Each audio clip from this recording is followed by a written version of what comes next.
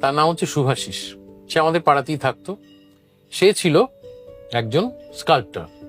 সে গাছের গুঁড়ি কেটে কখনো, মাটি কেটে কখনো মূর্তি টুর্তি বানাতো। সেগুলো কোথায় বিক্রি করতো বা এক্সিবিশন করতো আমি জানি না, কারণ ওর অবস্থা খুবই খারাপ ছিল। একটা শরিকি বাড়িতে থাকতো। সেই শরিকি বাড়ির 3 তলায় ওর মা বাবা ভাই থাকতো, এবং যেহেতু মা বাবা ভাইয়ের সঙ্গে ওর খুব একটা বনতো না, ও সেই বাড়িরই ছাদের চিলেকোঠায় থাকতো। সেখানে ওটাই ওর ওয়ার্কশপ, ওখানেও থাকতো। মানে ধরো সকালবেলা আমি শুভাশিসের কাছে গেছি 10:30 11টা, শুভাশিস দরজা খুলছে, চোখটা ঘুমে আচ্ছন্ন, অথচ অথচ বুট, জিন্স এবং শার্ট পরে আছে। আমি বললাম, শুভাশিস তুমি কি কোথাও বেরোচ্ছ? বললো, না, আমি ঘুম থেকে উঠলাম। আমি, তাহলে বুট? বললো, ওটা পরে কাল রাতে ফিরেছিলাম। ওটা ছাড়নি? বললো, না, ওটা পরেই তো আবার বেরোবো। ছেড়ে কি হবে?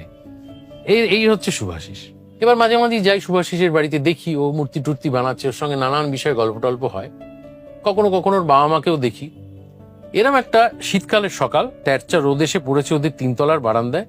আমি ঘুরে ঘুরে উঠছি, চিলেকোঠায় যাব, এমন সময় দেখতে পেলাম শুভাশিসের বাবা ওই তেরচা রোদে একটা মাটিতে একটা চাদর বিছানো, সেখানে সাদা ধুতি পাঞ্জাবি পরে ঘুমোচ্ছেন। হঠাৎ সকালে অবেলা এইভাবে মেসমশাই ঘুমোচ্ছেন, মুখোমুখি পড়ে গেছেন, চারপাশে কেউ নেই। ওর মাকে বা ভাইকে দেখছিলাম। তা আমি গিয়ে বললাম যে, মেসমশাই এখন ঘুমোচ্ছেন? মেসমশাই গভীর ঘুমে আচ্ছন্ন, উনি কোনো উত্তর দিলেন না। বা হয়তো আমার গলা শুনে পছন্দ হয়নি, বেকার ছেলের বন্ধু আমি চিলেকোঠায় উঠে গেলাম। শুভাশিস বসে বসে একটা গাছের গুঁড়িতে এরম ভাবে ছেনি ঠুকে ঠুকে কি একটা বানাচ্ছে খুব মনোযোগ দিয়ে।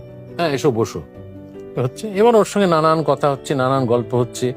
এইটাও কি বানাবে সেইটা নিয়েও বলছে। বলতে বলতে হঠাৎ আমার মনে হলো, ভালো কথা শুভাশিস, উঠার সময় দেখলাম মেসমশাই ওই বারান্দায় শুয়ে আছেন রোদে। তো ওনাকে জিজ্ঞেস করলাম কি ব্যাপার, উনি কোনো কথা বললেন না।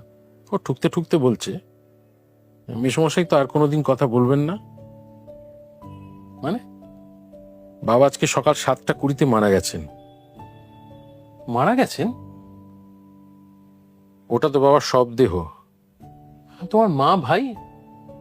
না, আমাদের তো সৎকার করার পয়সা করি নেই। আমার এক মাসি থাকে টালা পার্কের ওদিকে, কিঞ্চিত ধনী। আমার মার ভাই গেছে, যদি ওখান থেকে সৎকারের কিছু টাকা পয়সা জোগাড় করা যায়। আর তুমি এখানে বসে আছো? শিল্প তো থেমে থাকবে না। তো সুবোধ ঘোষের গল্প গো। আমি জীবনে একবারই কোনো মৃত ব্যক্তির সাথে কথা বলেছি রাহুল। আমি না